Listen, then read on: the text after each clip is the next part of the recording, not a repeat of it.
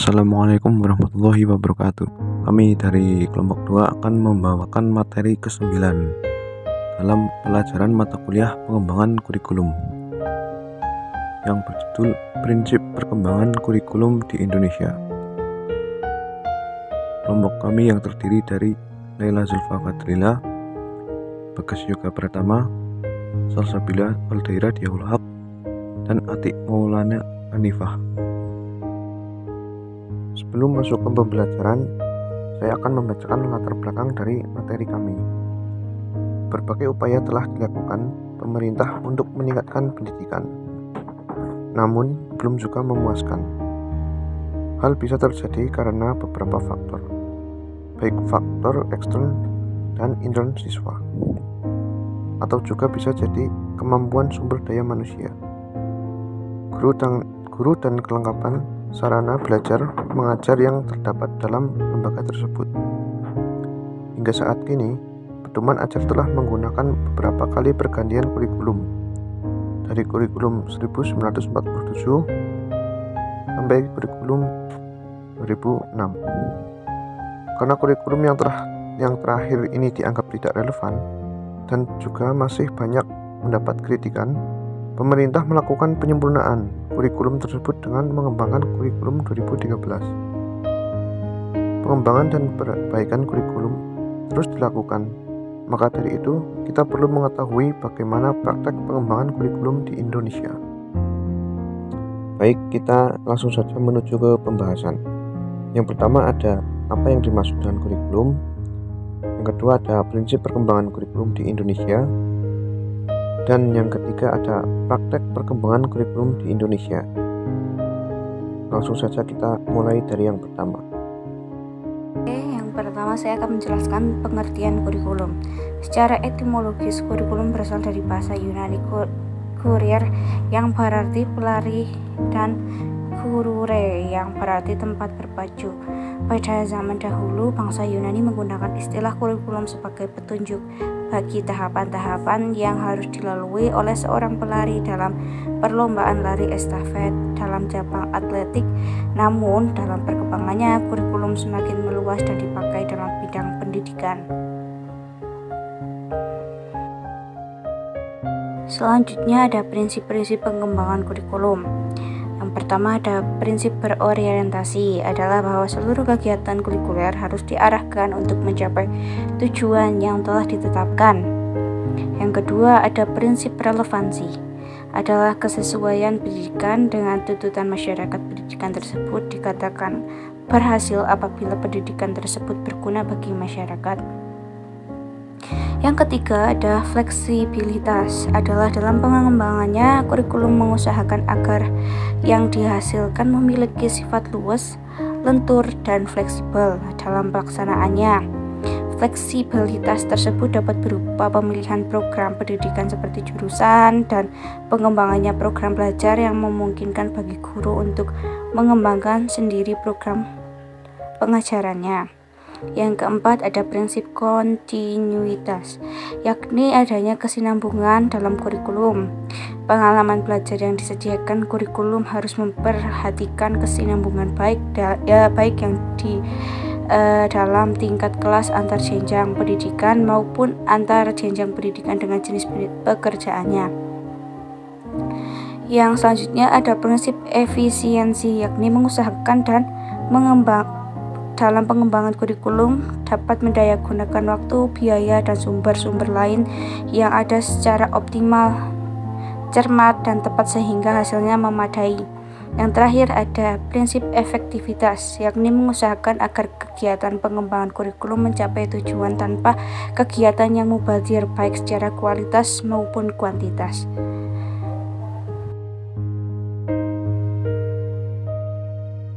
Baik, yang selanjutnya saya akan menjelaskan tentang praktek perkembangan kurikulum.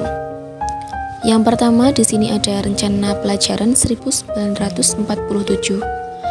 Kurikulum pertama yang lahir pada masa kemerdekaan memakai istilah Leerplan, yang dalam bahasa Belanda memiliki arti rencana pelajaran, lebih populer daripada kurikulum.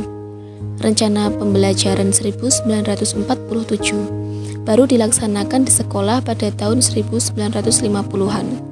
Yang diutamakan pada rencana pembelajaran ini adalah pendidikan watak, kesadaran bernegara dan bermasyarakat. Materi pelajaran dihubungkan dengan kejadian sehari-hari, perhatian terhadap kesenian, dan pendidikan jasmani. Yang kedua, rencana pelajaran terurai 1952. Kurikulum ini lebih terinci setiap mata pelajaran yang disebut rencana pelajaran terurai tahun 1952. Di penghujung era Presiden Soekarno, muncul rencana pendidikan 1964 atau kurikulum 1964. Fokusnya pada daya cipta, karsa, karya, dan moral atau Pancawardhana. Lalu yang ketiga, kurikulum 1968. Kelahiran kurikulum ini bersifat politis atau mengganti rencana pendidikan 1964 yang dicitrakan sebagai produk Orde Lama. Tujuannya adalah membentuk manusia Pancasila sejati. Jumlah pelajarannya 9 muatan materi dan pelajaran bersifat teoritis, tak mengaitkan dengan permasalahan faktual di lapangan. Titik beratnya pada materi apa saja yang tepat diberikan kepada siswa di setiap jenjang pendidikan. Yang keempat, kurikulum 1975. Kurikulum ini menekankan pada tujuan agar pendidikan lebih efisien dan efektif. Metode, materi, dan tujuan pengajaran, dan rinci dalam prosedur pengembangan sistem instruksional. Zaman ini dikenal istilah satuan pelajaran, yaitu rencana pelajaran setiap satuan bahasa. Yang kelima, kurikulum 1984. Kurikulum 1984 menyusung proses skill approach.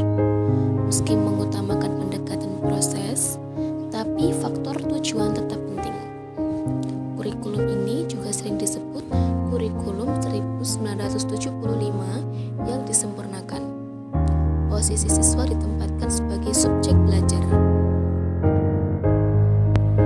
Kurikulum 1994 dan suplemen kurikulum 1999.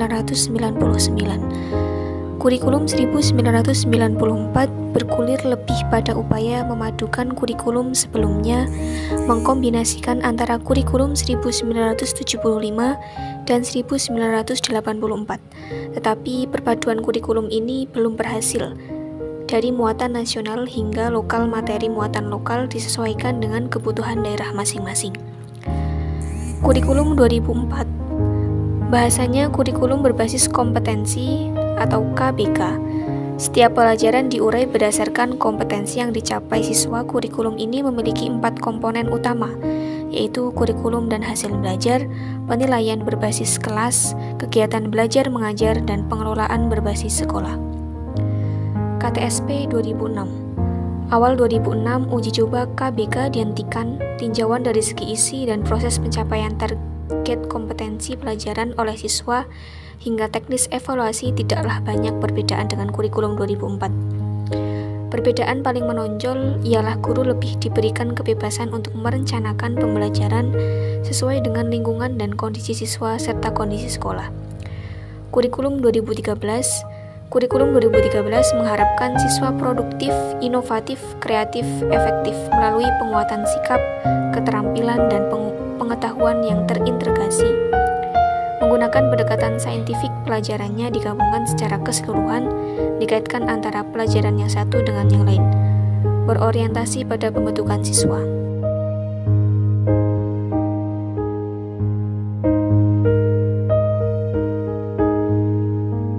Sekian penjelasan dari kelompok kami yang telah menjelaskan prinsip dan perkembangan kurikulum di Indonesia.